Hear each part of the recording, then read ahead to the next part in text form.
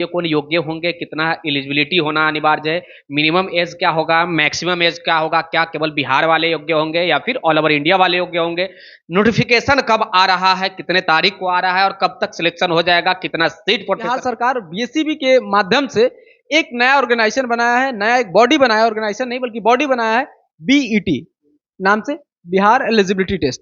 इसमें 4200 वैकेंसी आ रहा है। इसके सेम यूजीसी नेट के पैटर्न ही आपका मेरिट बनता है और उसके आधार पर फिर एक समीक्षा सूची बनेगा।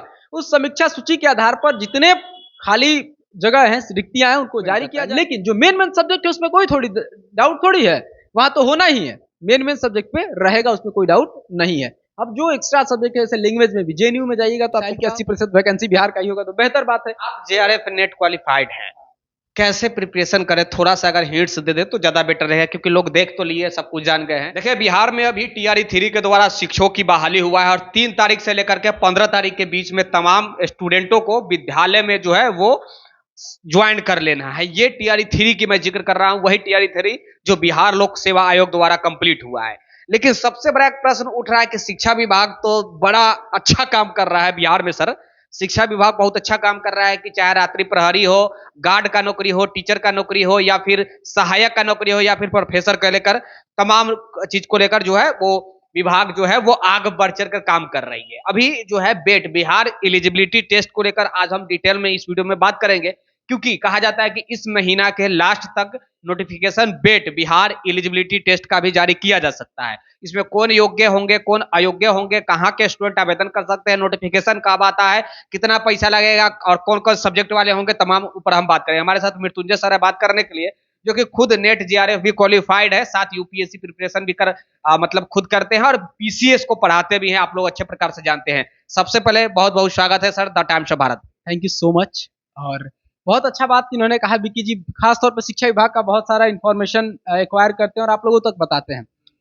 लोग बहुत बेचैन थे टीआरई 3 का ज्वाइनिंग कब होगा, ज्वाइनिंग कब होगा। देखिए एकदम से कितने स्पीड में काम हो रहा है, बहुत खुशी की बात है कि सबका चला गया, ज्वाइनिंग भी 15 तक करा। विद्यालय में भी जाना स्टार्ट कर दिए, बहुत अच्छी बात है। बहुत लोग देखिए वीडियो बना बनाकर बता रहे हैं लोग कि हम अपने विद्यालय में आ गए हैं, तो चलिए बहुत बढ़िया बात है। दूसरा बात की शिक्षा विभाग इतना बेहतर तरीके से काम कर रहा है कि अभी जैसे स्कूलों का सुरक्षा के लिए रात को रात्रि प्रहरी की भी वैकेंसी की चर्चा हो रही है।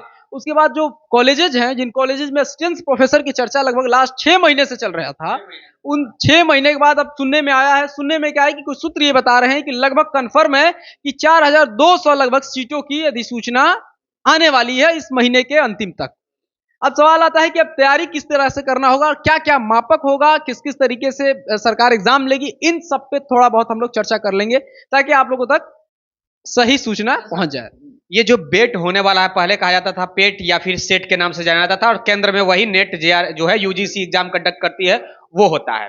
तो बिहार में बिहार एलिजिबिलिटी टेस्ट जो होगा, इसके लिए योग्य कौन होंगे, आयु मिनिमम क्या होनी चाहिए, मैक्सिमम क्या होनी चाहिए, विज्ञप्ति कब तक आ रही है, और साथ ही कितने सब्जेक्ट में होगा, कहाँ के लोग इसके लिए योग्य होंगे, थोड़ा डिटेल में विस्तार से बात करने का हम लोग प्रयास करेंगे। और बताइए, तमाम लोग जो कंफ्यूजन में जी रहे हैं, जो ग्रेजुएट भी कर रहे हैं, कुछ लोग पीजी कर चुके होंगे, कौन क्या कर सकते हैं और क्या नहीं कर सकते, ये बता। देखिए बहुत अच्छा वैकेंसी है ये, असिस्टेंट प्रोफेसर, बहुत शानदार जॉब होता है, सैलरी भी बहुत बेहतर होता है। आप पीसीएस से कंपैरेटिवली करिएगा तो लगभग बराबर का मामला है।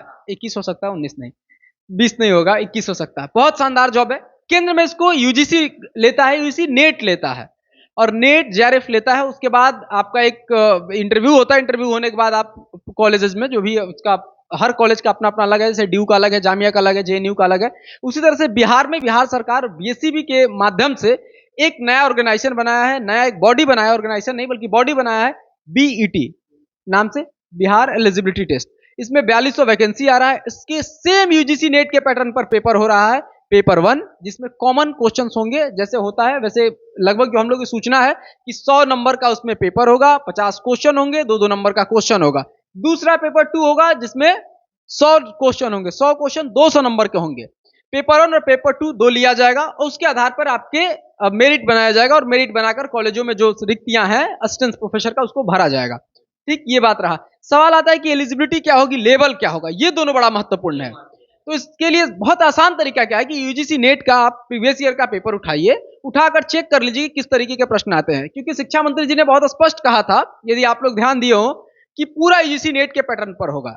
उसके बाद तय बात है कि पेपर 1 और पेपर 2 उसी तरीके से होगा। हो सकता है कि माइनर 10 से 20% का डिफरेंस किया जाए तो 10-20% बहुत मायने नहीं रखता है।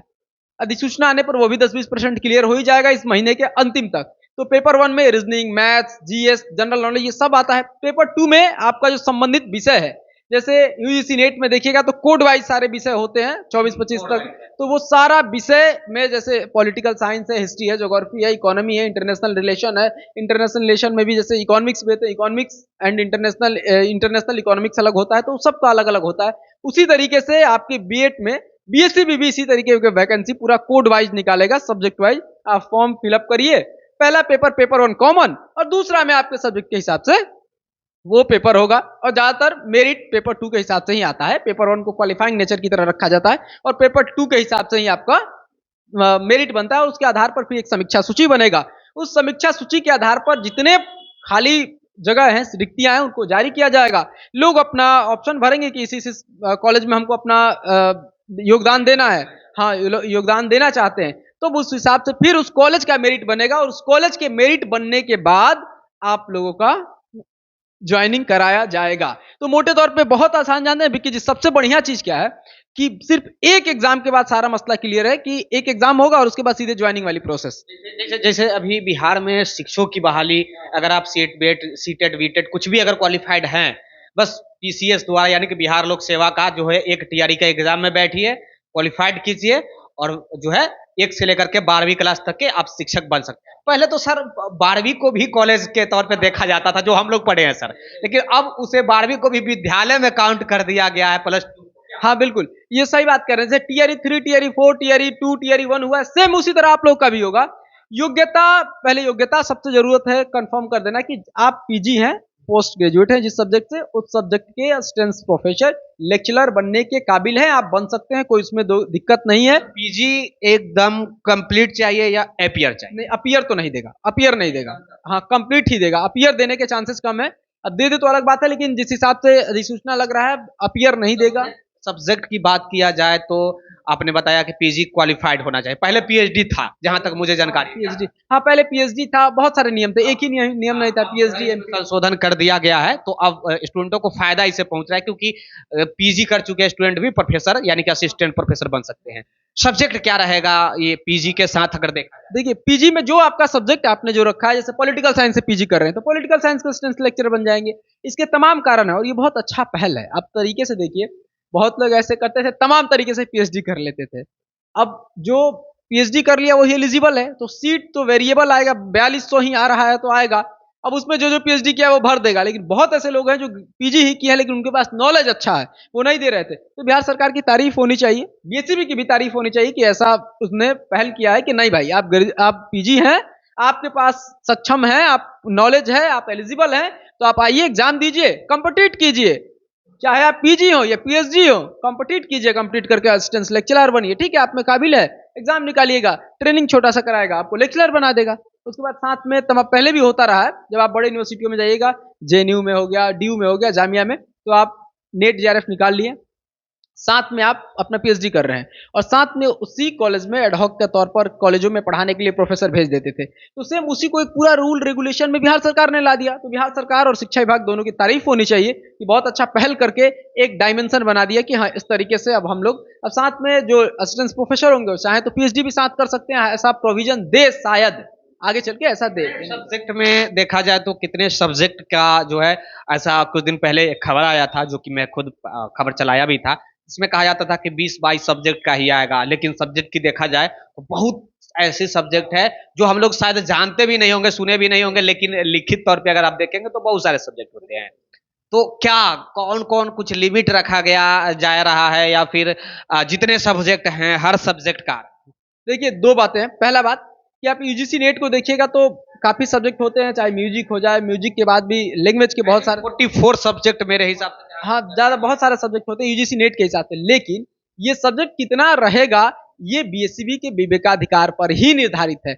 जब तक अधिसूचना जारी नहीं होगी तब आप इसको क्लियर नहीं कर सकते। कब तक जारी हो सकता है, ये एक महत्वपूर्ण प्रश्न कि कब तक जारी अधिसूचना हो सकता है, विज्ञप्ति नोटिफिकेशन देखने को मिल जाएगा स्टूडेंटों को? हम आप एक और वीडियो इसी चैनल पे हम बनाए थे, तो हमने आपको बताया था कि मई महीना अधिसूचना वाला वैकेंसी वाला महीना होगा। आप देखते हुए आपको लग भी रहा होगा कि एकदम सारा प्रक्रिया तेज है, टीआरई 3 का ज्वाइनिंग होगा, टीआरई 4 का भी आएगा। तो इसी मई के अंतिम तक तय बात है कि आ जाएगा आपका अधिसूचना, और उस अधिसूचना में क्लियर कर दिया जाएगा। जो सब्जेक्ट वाला बात है वो बहुत सोचने की बात नहीं है। देखिए, political science, history, geography, polity science में जितने सब्जेक्ट्स हैं, 5-6 सब्जेक्ट, वो सब तो रहेंगे ही। कुछ ऐसे सब्जेक्ट हो जाते हैं जैसे पर्शियन हो गया, जैसे जापानीज हो गया, नहीं वो तो होगा ही, वो जैसे बंगाली होगा। हाँ, ये यहाँ पे कुछ शब्दों में, शब्दों मतलब सब्जेक्ट में कटौती किया जा सकता है, क्योंकि जिस चीज की जरूरत नहीं है उसका क्यों प्रोफेसर हम बहाल करेंगे भाई। बीएससीबी के विवेकाधिकार पे ये डिपेंड करता है। लेकिन जो मेन मेन सब्जेक्ट है उसमें कोई थोड़ी डाउट थोड़ी है, वहां तो होना ही है, मेन मेन सब्जेक्ट पे रहेगा, उसमें कोई डाउट नहीं है। अब जो एक्स्ट्रा सब्जेक्ट है, जैसे लैंग्वेज में भी जेएनयू में जाइएगा तो आपको पता होगा, ग्रेजुएशन में सिर्फ आप भाषा से ही ग्रेजुएशन करते हैं, पता है ना आपको। तो वो उस तरीके का उसका अपना रूल है। अब वो आपके पर्सियन की जरूरत नहीं होगी तो काहे बिहार में देगा भाई, वैकेंसी क्यों देगा। पर्सियन की जरूरत नहीं हो, जापानीज की जरूरत नहीं तो नहीं देगा। तो उस हिसाब से अपना ये बीएससीबी के विवेकाधिकार पूरा समीक्षा करेगा, वैकेंसी को मंगाएगा, देखेगा, फिर बेट का वैकेंसी। आयु की बात किया जाए कि और प्रश्न छूट रहा है कि आयु कहाँ मिनिमम जा सकता रहता है, मैक्सिमम क्या होता है, कौन लोग इसके लिए योग्य होंगे, क्या बिहार वाले ही केवल रहेंगे या फिर अदर वाले भी। बहुत अच्छा क्वेश्चन आपने पूछा। आयु पहले बता देना चाहिए था। आयु में देखिए, जब आप प्रोफेसर की बात करते हैं तो आयु का कोई लिमिट नहीं होता है। मिनिमम मिनिमम तो होता ही है। मिनिमम आप पीजी करिए, उसके बाद मिनिमम, उसके बाद पीजी के बाद ही ना मिनिमम 21 साल, मिनिमम 21 साल ही रखेगा। 21-22 साल के बाद बहुत यंगेस्ट प्रोफेसर बनते हैं आज के डेट में। तो वो मैक्सिमम का मुझे नहीं लगता है कि दायरा कोई रखेगा, कम चांस है, क्योंकि बहुत प्रोफेसर लोग बहुत लंबे लंबे समय के बाद बनते हैं। तो उसके लिए शिक्षा देने वाली बातों में आयु का निर्धारण करना मुश्किल है। नहीं रखेगा, मेरे हिसाब से नहीं रहेगा। मेरा जो मानना है कि नहीं रहेगा आयु का। बड़े बड़े आप ये डीयू में चले जाइए, जेएनयू में, जामिया में, इन सब बड़े यूनिवर्सिटियों में जाइएगा तो आयु का बहुत निर्धारण नहीं होता है। और बीएससी भी चाहे तो मानक के तौर पर 45 साल बना सकता है, 50 साल भी बना सकता है। जो लोग पहले से कार्यरत होंगे उनके लिए 50 है, नहीं 55-56 पे डाउट है, लेकिन 45-50 के आसपास लेके जा सकता है, मे बी, है ना, वो अधिसूचना जारी होने के बाद। तो बहुत बढ़िया खुशखबरी है, बहुत बेहतर मौका है। जिन लोगों ने पीजी किया है, पोस्ट ग्रेजुएट किया है, आप इस फॉर्म को भर सकते हैं, आप इसकी तैयारी में लग सकते हैं। तैयारी का दो ही तरीका है, यूजीसी नेट का प्रीवियस ईयर का पेपर ले लीजिए, पेपर 1 को देख लीजिए किस तरीके से पूछा जाता है। और सब्जेक्ट वाला तो खैर पता ही है कि आपका जो संबंधित विषय है उसका तो पेपर उसी तरीके से होता है, उसका लेवल वही रहता है, उससे ज्यादा टफ नहीं करेगा। जो यूजीसी नेट का पेपर संबंधित विषय का होता है, पेपर 2, उससे टफ नहीं करेगा, आप ले करके उससे प्रैक्टिस कर सकते हैं। ये एक प्रश्न शायद मैं भूल रहा हूँ, अभी जो मैं हमने पूछा था कि ये केवल बिहार वाले रहेंगे या फिर बिहार के बाहर वाले भी इसके लिए। इस पर तो सरकार को सोचना चाहिए। शिक्षकों की बहाली में आप देखेंगे कि बाहर वालों को भी लिया जाता है, तो यहाँ तो प्रोफेसर की बात हो रही है, तो इसका मतलब है कि ऑल ओवर इंडिया के स्टूडेंट को मेरे हिसाब से एंट्री एकदम फ्री ऑफ हो। नहीं, ये थोड़ा सा वाजिब नहीं लग रहा है। लेकिन आप बिहार सरकार के मायने को समझिए कि सरकार चाहती है कि जितने नॉलेजमेंट लोग हैं वो आए हमारे यहाँ। लेकिन हमारे यहाँ के भी नॉलेजमेंट में तो सबसे ज्यादा नॉलेजमेंट बिहारी हैं। तो कहाँ ये दो मत है, बिहार के लोग का प्रेफरेंस ज्यादा देगा। मुझे नहीं लगता है कि इसमें बहुत सारा बदलाव करेगा। और बिहार के बच्चों के लिए तो बेहतर है यदि बिहार डोमिसाइल लागू कर देता है इसमें भी, कि बिहार के बच्चों का सबसे ज्यादा प्रेफरेंस दिया जाएगा, तो अच्छा बात है। हम भी बिहार के हैं, सारे विद्यार्थी हमारे मित्र भाई सब लोग बिहार के हैं, तो बिहार में 80% दे दे, डोमिसाइल की 80% वैकेंसी बिहार का ही होगा तो बेहतर बात है। आप जेआरएफ नेट क्वालिफाइड हैं, कैसे प्रिपरेशन करें, थोड़ा सा अगर हिंट्स दे दे तो ज़्यादा बेटर रहेगा, क्योंकि लोग देख तो लिए, सब कुछ जान गए हैं। तो महीना महीना हाफ मंथ या फिर 1 महीना बाद अगर विज्ञप्ति आ रहा है, मान के चलते हैं कि 15 दिन बाद या 1 महीना बाद विज्ञप्ति आ रहा है, तो फिर कैसे प्रिपरेशन करें? कुछ बुक आप सजेस्ट करना चाहेंगे या फिर कुछ? हाँ, बताते हैं। किताब के मामले में मैं तो बता दूं, मैंने 2020 में दिया था, मैं जेआरएफ हूँ। जेआरएफ मैंने क्वालिफाइड किया हुआ है पॉलिटिकल साइंस से। और जानते हैं उसके लिए मैंने बहुत एक्स्ट्रा नहीं पढ़ा था, क्योंकि मेरा कॉलेज टाइम चल रहा था और मैं उस वक्त यूपीएससी की प्रिपरेशन फेज में भी था। तो बिकॉज ऑफ दैट कि मेरा ऑप्शनल बहुत अच्छा था तो तुरंत हो गया था। लेकिन आप लोग के लिए मुझे जो लगता है, मेरे लिए जो सहायक किताबें रही हम उसको बता दें। हालांकि हमने तो बहुत सारी किताबों को पढ़ा था, the global politics Andrew hood की बुक्स, उसके अलावा आपने ओपी गाबा सर का बुक देखा होगा, पॉलिटिकल थॉट्स वाला, ये सब हमने पढ़ा था। लेकिन मोटे तौर पे आपको अभी हम बहुत आसान तरीका बता रहे हैं कि मुझे बाद में ये रियलाइज हुआ कि पेपर 1 के लिए आप आर गुप्ता का एक प्रीवियस ईयर का बुक आता है, वो बुक ऑनलाइन मिल सकता है? हाँ, ऑनलाइन मिल सकता है, आर गुप्ता का। वैसे डिस्क्रिप्शन चेक कर लेना, मैं ऑनलाइन दे दूंगा सर, आप बता दीजिएगा अभी वही बुक में। ठीक है, आर गुप्ता का पेपर 1 का भी बुक आता है, और आपका जो सब्जेक्ट होगा उसका प्रीवियस ईयर का कंपाइलेशन आता है। हालांकि 2019 के बाद यूजीसी नेट के भी पैटर्न में बदलाव आया है, लेकिन ओवरऑल बहुत डिफर नहीं है। हो जाएगा। तो आप उन दोनों को लेकर के पहले 10 से 15 दिन अपने विषय पे काम करिए कि कहाँ-कहाँ से प्रश्न आ रहा है, उन टॉपिकों को निकालिए और पेपर 1 को देख लीजिए कि आप किसमें सक्षम है, जहाँ-जहाँ सक्षम नहीं है उस पर काम करिए पेपर 1 में जो कॉमन पेपर होता है। और पेपर 2 में जो संबंधित विषय है, उसके ऊपर थोड़ा-सा काम करिए कि कहाँ-कहाँ से प्रश्न यूजीसी नेट पूछ रहा है। उस तरीके के टॉपिक को आप इवैल्यूएट कर लीजिए, लिख लीजिए एक पेज पर और उसके बाद आप पीजी हैं तो आप पोस्ट ग्रेजुएट हैं तो आपको पता ही होगा। पेपर 1 के लिए कौन योग्य होंगे और पेपर 2 के लिए कौन सा योग्य? नहीं, योग्य तो पेपर 1, 2 दोनों देना होगा। इसमें कोई पेपर 1 में कॉमन पेपर होगा, इसमें दोनों हमें लगा कि स्टेट की तरह है कि अगर आप बैचलर कर चुके हैं तो पेपर 1 दीजिए स्टेट का और पीजी कर चुके हैं तो पेपर 2 दीजिए। नहीं, नहीं, ये दोनों पेपर क्वालीफाई करना है। मतलब कि सीधा-सीधी कहे तो पेपर 1, पेपर 2 दोनों जो पीजी कर चुके हैं वो पे। हाँ, पेपर 1 में आपको दिया जाएगा जनरल अवेयरनेस से संबंधित reasoning, maths, GS, current affair, history, geography, polity सारा विषय उसमें मिक्स, इंग्लिश भी रहेगा, ध्यान रखिएगा। ज़्यादा चांस है इंग्लिश रहने का, क्योंकि प्रोफेसर्स लोगों को तो इंग्लिश जानना ज़रूरी है थोड़ा बहुत, तो वो इंग्लिश भी रहेगा। लेकिन पेपर 2 में आपका संबंधित विषय ही रहेगा। तो पेपर 2 पे फोकस करना है, पेपर 1 को तो देख लेना है कि कौन-कौन सा एरिया में हैंडल कर लेंगे, क्योंकि वो शायद क्वालीफाइंग रहता है, क्वालीफाइंग ही रहेगा मुझे जो उम्मीद है। और पेपर 2 में ज़्यादा काम करना है तो पहले यूजीसी नेट के लास्ट 10 ईयर्स का पेपर उठाइए, आप देखिए, समीक्षा करिए कि किन-किन टॉपिक से प्रश्न पूछा गया, उन टॉपिकों को एक पेज पर लिख लीजिए। फिर उन टॉपिकों को कवर करने के लिए बेहतर बुक या बेहतर सोर्स कौन-सा है, ये खुद आप डिफाइन करिए और उसको उससे स्टूडेंट अगर हेल्प लेना चाहे आपसे पर्सनली, क्योंकि आप नेट जो है जेआरएफ क्वालिफाइड है, तो फिर कैसे आप उससे जुड़े, कैसे लोग सजे क्या मैं टेलीग्राम का अपना लिंक दे दूं, वहां जुड़ जाएंगे तो आप वहां सजेस्ट कर सकते हैं, या फिर कोई पर्सनल नंबर हो, चाहे जिस भी माध्यम से नंबर से तो आप परेशान हो जाएंगे, ये बात सही है? हम पहले से पढ़ाते हैं, बहुत समय का कमी होता है, लेकिन टेलीग्राम लिंक आप डाल दीजिएगा। दूसरा कि आपके पास टेलीग्राम सारस क्लासेस का टेलीग्राम है, वो भी, उस पे भी आप मैसेज करेंगे तो आप हम उसका जवाब दे देते हैं जब समय मिलता है। बाकी आप भी डाल दीजिएगा जो लिंक आपको बेहतर लगे, हम जवाब दे देंगे, सजेस्ट कर देंगे किस तरीके से कैसा है। और जिस दिन अधियाचना आएगा, जिस दिन वैकेंसी आएगी, उस दिन हम लोग बैठकर खुद एक 1 बाय 1 सब्जेक्ट के हिसाब से पूरा डिटेल एक-एक करके सारी जानकारी आपको दे देंगे। बहुत-बहुत धन्यवाद। थैंक यू सो मच, आपको भी बच्चों को इतना मदद करने के लिए, एक-एक शिक्षा विभाग से संबंधित, खास तौर पे शिक्षा विभाग से संबंधित सभी मुद्दों तक को बच्चों तक पहुँचाने के लिए। देखिए, बिहार में टीचर की वैकेंसी अभी फुल फिलअप हुआ है, प्रोफेसर का आने वाला है, उसके लेकर हमने डिटेल में बात किया कि बेट के लिए कौन योग्य होंगे, कितना एलिजिबिलिटी होना अनिवार्य है, मिनिमम एज क्या होगा, मैक्सिमम एज क्या होगा, क्या केवल बिहार वाले योग्य होंगे या फिर ऑल ओवर इंडिया वाले योग्य होंगे, नोटिफिकेशन कब आ रहा है, कितने तारीख को आ रहा है और कब तक सिलेक्शन हो जाएगा, कितना सीट प्रोफेसर का आ रहा है, असिस्टेंट प्रोफेसर का, हर पहलू के ऊपर हमने डिटेल में बात किया।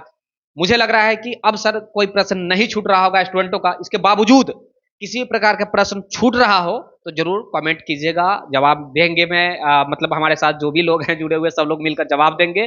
साथ ही डिस्क्रिप्शन चेक कर लेना, टेलीग्राम, फेसबुक, व्हाट्सएप या फिर सब चीज का जो है लिंक मिल जाएगा, वहां भी हमसे जुड़ के हम लोग से आप बात भी कर सकते हैं। और सर जो बुक बताया वैसे आप लेना चाहे तो ऑनलाइन भी ले सकते हैं, वैसे मैं दे दूंगा, वो भी डिस्क्रिप्शन चेक कर लेना, या फिर जो शॉप ऑप्शन पे जाकर ले सकते हैं, नहीं तो आप खुद से भी अमेजॉन, फ्लिपकार्ट या फिर बुक स्टोर पे जाके ले सकते हैं। फिर से कहूंगा, बुक स्टोर से बुक वो जरूर ले लीजिएगा। ओके, वीडियो को लाइक कर दीजिएगा, शेयर कर दीजिएगा अपने दोस्तों के, और हाँ, सब्सक्राइब करना अनिवार्य है, क्योंकि जो वीडियो मैं बनाऊंगा उसका नोटिफिकेशन एक बार आप खुद बता दीजिए प्रोफेसर साहब। नहीं, सब्सक्राइब कर लीजिएगा। अब देखिए, सब्सक्राइब करिएगा तो आपको ये फायदा होगा कि जो सूचना है, वास्तविक सूचना है, वो आप तक पहुंचेगा, तो आप भी अवेयर रहिएगा। यही और बेहतर, हमेशा शिक्षा विभाग का खास तौर पे हर एक इन्फॉर्मेशन विक्की जी लेकर के आपको यूट्यूब के माध्यम से, आपको अपने चैनल के माध्यम से बताते रहते हैं, तो आप ही को फायदा होगा। सब्सक्राइब कर लीजिएगा, जुड़े रहिएगा तो एक एक इन्फॉर्मेशन मिलता रहे। बहुत बहुत धन्यवाद। बिल्कुल, आपको भी बहुत बहुत धन्यवाद। Thank you, take care, bye bye, have a nice day.